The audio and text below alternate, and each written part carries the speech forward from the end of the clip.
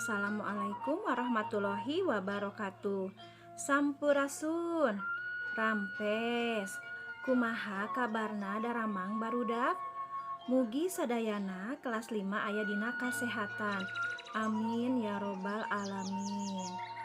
Nah, barudak tema hiji ulin di buruan gaduh dua kompetensi dasar nyaeta paham kana teks deskripsi tentang kaulinan barudak anu ngagunakeun pakakas di sakalilingna. Teras anu kaduana, barudak tiasa meragakeun kaulinan anu ngagunakeun pakakas. Nah, di dieu aya tujuan pangajaranana nyaeta siswa bisa maca teks deskripsi kaulinan barudak. Siswa bisa mikawanoh kecap barang jeung ngalarapkeun dina kalimah. Katiluna, siswa bisa mikanyaho kalimah aktif jeung kalimah pasif. Kaopatna, siswa bisa metakeun kaulinan barudak babarengan. Barudak karangan deskripsi nyaeta karangan nu ngagambarkeun hiji objek nu tujuanna supaya nu maca ngarasa saolah-olah ninggali sorangan objek anu digambarkeun eta. Barudak di dieu aya contoh potongan karangan deskripsi. Ku ibu bade dibacakeun nya. Ayeuna emak nu maen. Emak nyokot siki asem dina logak leutik akuannana. Tuluy dipapaikeun saperti anu dilakukeun ku Asih. Barudak dina contoh potongan karangan deskripsi ieu aya ngagambarkeun hiji objek nyaeta emak nyokot siki asem dina logak leutik. Nah, barudak sabari barudak maca, barudak oge tiasa ngabayangkeun naon anu dilakukeun ku emak. Sapertos kitu nya.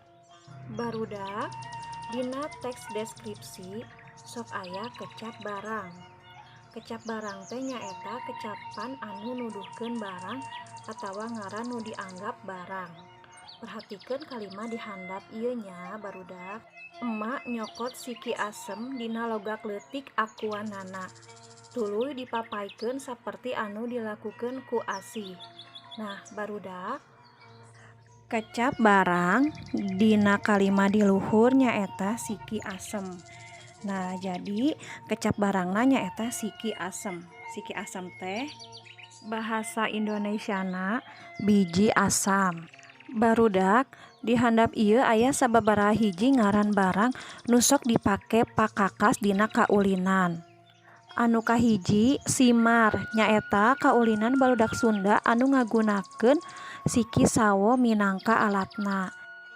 Nu kadua aya sondah nyaeta kaulinan ku cara engkle-engklean make ngaliwatan kalang kotak-kotak. Aya kotak anu ditandaan ku kojo tina kenteng atawa disebut talawengkar anu teu meunang ditindak. Anu katiluna aya backles atanapi backlen nyaeta kaulinan anu make bal backlen jeung sawatara kewuk. Anu kaopatna aya jajangkungan atawa egrang nyaeta kaulinan leumpang make awi dua anu aya panincakan. Anu kalimana aya wawayangan di mana wawayangan kaulinan barudak nu dijieunna tina daun sampe. Teras anu kagenepna kukudaan make ponggol daun cau.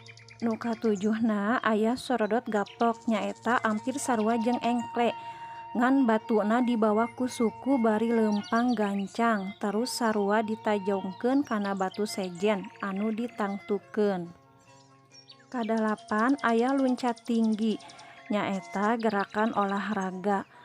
Ku cara luncat kalayan ngangkat suku ka hareup keur mawa titik berat awak pangluhurna jeung gancang ragrag ka handap ku cara ngejetkeun salah sahiji suku keur ngahontal tingkat luhur anu tangtu. Kaulinan anu kasalapan Ngadu kaleci nyaeta kaulinan make kaleci. Aya rupa-rupa aturan nu kaluar tina kalang jadi milik pamaen anu nyentang. Anu kasapuluhna aya batok kalap. Batok kalapa tiasa dianggo tetelepunan ku barudak. Tah barudak sakitu contoh kaulinan barudak anu make pakakas. Alhamdulillahirabbil alamin barudak. Sakitu wae pangajaran kanggo tema hiji. Mugi barudak paham sareng sing janten mangpaat kanggo sadayana. Wassalamualaikum warahmatullahi wabarakatuh.